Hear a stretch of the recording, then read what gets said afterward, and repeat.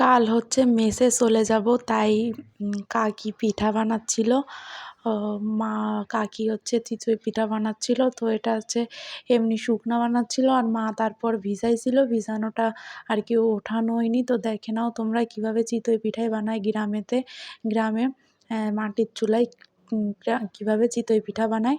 তো প্রথম গুঁড়োটাকে ভালো করে ছেনে নিচ্ছে, আর একটু জল দিয়ে, মানে গরম জল দিয়েছে, গরম জল দিয়ে একটু রেখে দিবে। এটাকে একটু কয়েক মিনিটের জন্য রেখে দিবে, একটু বেশিক্ষণ রেখে দিলে ভালো হয়। তো দেখো কাকি এখানে পিঠার ছাঁচ দিয়ে দিয়েছে। মাটির ছাঁচেই তৈরি করা হয়, আর আমাদের এইদিকে সব পিঠার ছাঁচ এমনই হয়। তো দেখো কাকি একটু তেল দিয়ে দিল যাতে পিঠাটা লেগে না যায়, পারফেক্টলি হয়। তেল দিয়েছে আর একটু লবণও দিয়েছিল, তার জন্য পিঠাটা লেগে যায় না, সুন্দরভাবে উঠে আসে। এরপর ওটাতে আস্তে আস্তে করে একটু জল দিচ্ছে। এখন একটু ঠান্ডা জলও মিশাচ্ছিল, একদম গরম মিশায়নি। এখন এটাকে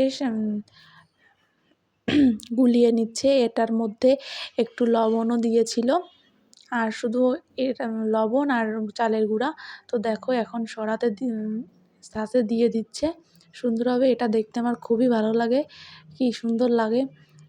তো এটা দেওয়ার পরে কয়েক মিনিটের জন্য সরা দিয়ে ঢেকে রাখতে হবে।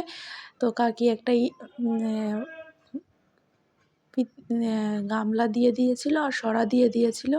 আসলে পিঠা প্রথমবার তো, তার জন্য দেখো কত সুন্দর হয়েছে।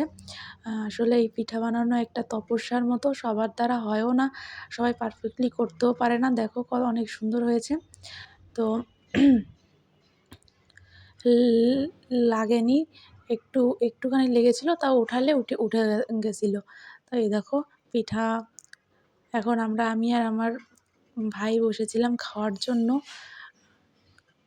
প্রথম খাবো। আর আমাদের এইদিকে পিঠা একটু ছিঁড়ে চুলার মাটির উনুনের মধ্যেও দেওয়া হয়, মানে উনুনকে খেতে দেওয়া হয়, এরকম সবাই এই কাজটা করে দেখেছি।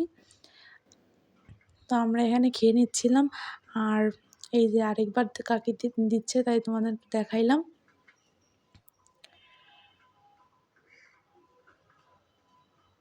এটা এই পিঠাতে ঝালের পিঠাও তৈরি করা হয়, এর মধ্যে একটু কাঁচা ঝাল বেটে দিলে ঝালের পিঠা তৈরি করা যায়। এই তো আমরা খাচ্ছিলাম আমি আর ভাই।